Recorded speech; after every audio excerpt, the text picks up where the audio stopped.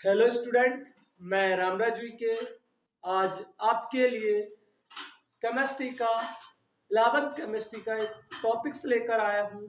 और आज का जो टॉपिक्स है बायल का नियम।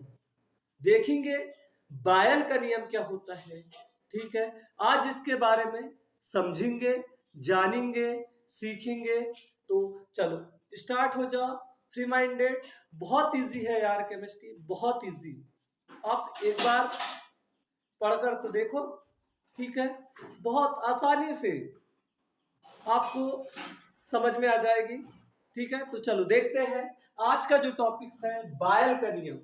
चलो देखते हैं क्या होता है बायल का नियम। मैं यहाँ पे लिख देता हूं सबसे पहले। ठीक है, स्थिर ताप पर किसी गैस की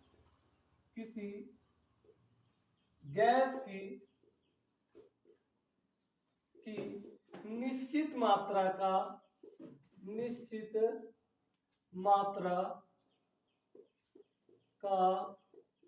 आयतन, स्थिर ताप पर किसी गैस की निश्चित मात्रा का आयतन यानी कि V वॉल्यूम। ठीक है, आयतन उसके दाब यानी कि प्रेशर P के व्युत्क्रमानुपाती होता है। व्युत्क्रमानुपाती यानी कि इनडायरेक्टली प्रोपोर्शनल होता है। ठीक है, व्युत्क्रमानुपाती होता है। चलो यहां ध्यान देना, ये नियम है किसका? बायल्स का। एग्जाम की दृष्टि से बहुत इंपॉर्टेंट है ये। तो चलो देखते हैं क्या कि स्थिर ताप पर यानी कि ताप को अपने को स्थिर रखना है, ना बढ़ाना है ना घटाना है, कांस्टेंट यानी कि 10 डिग्री सेंटीग्रेड यानी कि 10 डिग्री सेंटीग्रेड, उससे एक पॉइंट भी नहीं बढ़ाना अपने को। स्थिर ताप पर किसी गैस की निश्चित मात्रा का आयतन उसके दाब यानी कि P के व्युत्क्रमानुपाती होता है। ये नियम है किसका? बायल्स का नियम। स्थिर ताप पर, ठीक है ना, किसी गैस की निश्चित मात्रा का आयतन यानी कि क्या? V। ये बात भी क्लियर हो गई होगी आपको। V व्युत्क्रमानुपाती क्या हो रहा है? 1/P यानी कि स्थिर ताप पर किसी गैस, यहां से स्टार्ट करो आप। ठीक है ना, ताप को तो आप ऐसे याद रखो, बायल से ना तो बत, यदि भूल जाते हो तो बा से बायल और ता से ताप। ठीक है ना, क्या? बा से बायल और ता से ताप, बत यानी कि स्थिर क्या रह रहा है बायल के नियम में? ताप। तो स्थिर ताप पर किसी गैस की निश्चित मात्रा का आयतन यानी कि स्थिर ताप पर किसी गैस की निश्चित मात्रा का आयतन वॉल्यूम, ये किसके इनडायरेक्टली प्रोपोर्शनल हो रहा है? प्रेशर के, यानी कि उस गैस पर लगाए गए दाब के क्या हो रहा? व्युत्क्रमानुपाती हो रहा है। यानी कि यहां पर क्या है? यहां गैस की मात्रा तथा ताप क्या है? स्थिर है। निश्चित मात्रा बोल रहे हैं ना, ताप स्थिर है, ये ध्यान देना। ठीक है, बायल के नियम में गैस की मात्रा और क्या? ताप स्थिर है। तो ये समझ में आ गया होगा आपको कि स्थिर ताप पर किसी गैस की निश्चित मात्रा का आयतन, ठीक है ना, V क्या है यहाँ पे? आयतन किसके इनडायरेक्टली प्रोपोर्शनल हो रहा है? व्युत्क्रमानुपाती 1/P के, यानी कि उस गैस पर लगाए गए दाब के क्या हो रहा है? व्युत्क्रमानुपाती हो रहा है। ये बात क्लियर हो गई होगी। यदि आपका आयतन बढ़ेगा तो दाब कम होगा, और क्या? आपका दाब बढ़ाने पर आयतन कम होगा, यानी कि एक दूसरे के डायरेक्टली इनडायरेक्टली प्रोपोर्शनल है ये। तो आपको पता है जब भी समानुपाती का चिन्ह हटाते हैं या व्युत्क्रमानुपाती का चिन्ह हटाते हैं, कोई ना कोई कांस्टेंट लगता है। तो चलो देखते हैं, V इज इक्वल टू क्या हो जाएगा? K और यहाँ पे इंटू 1/P। ये K क्या है? समानुपाती स्थिरांक है। क्या है? K इज इक्वल टू व्युत्क्रमानुपाती स्थिरांक। क्या? व्युत्क्रमानुपाती स्थिरांक, ये बात क्लियर हो गई होगी आपको। ठीक है ना, चलो आगे ध्यान देना, यहीं से देखते हैं क्या। तो क्या ये ऐसा हो सकता है? V इज इक्वल टू, इसका अपन क्रॉस मल्टीपल कर ले यानी कि तिर्यक गुना कर ले, तो ये P किसके इधर आ जाएगा? V के आसपास, P के इस पे मल्टीपल में। तो क्या हो जाएगा पी वी देखो और इज इक्वल टू के, ये इसके अपॉन में है ना, क्लियर हो गई मेरी बात इतनी। तो आपका पीवी बराबर क्या, यानी कि आपका दाब और आयतन का गुणनफल एक स्थिर है, ठीक है। यहाँ तक क्या, दाब और आयतन का गुणनफल स्थिर है, यानी कि यहाँ पे और लिख देता हूं मैं इसको, दाब व आयतन का गुणनफल, आयतन का गुणनफल स्थिर है, यानी कि के बराबर है। तो देखते हैं अपन क्या होता है जी। तो पी वी P1 V1 बराबर के हो सकता है, ठीक है ना। अच्छा तो इधर ही मैं लिख देता हूं यहाँ पे P2 V2 बराबर भी के हो सकता है। तो ये हो सकता है क्या, PV is equal to P1 V1 बराबर P2 V2। यहाँ तक भी क्लियर हो गया होगा आपको। देखो जब P1 V1 बराबर के है तो P1 V1 बराबर क्या हो सकता है, के हो सकता है आपका। P2 V2 बराबर क्या हो सकता है, के, यानी कि सब स्थिर है, ये एक दूसरे के स्थिर है। ये बात क्लियर हो गई होगी, ठीक है ना। ये सब स्थिर है तो Pv बराबर क्या होगा, के। तो P1 V1 बराबर भी क्या हो जाएगा, के। P2 V2 बराबर भी क्या हो जाएगा, के। तो क्या फाइनली यानी कि दाब मूल दाब और आयतन का गुणनफल P1 V1 P2 V2 के बराबर हो सकता है। आप इसको और आगे ले जा सकते हैं, यानी कि P3 V3 हो सकता है। ये क्लियर हो गया मेरी बात इतनी। तो ये आपका किसका नियम है, बायल का नियम है।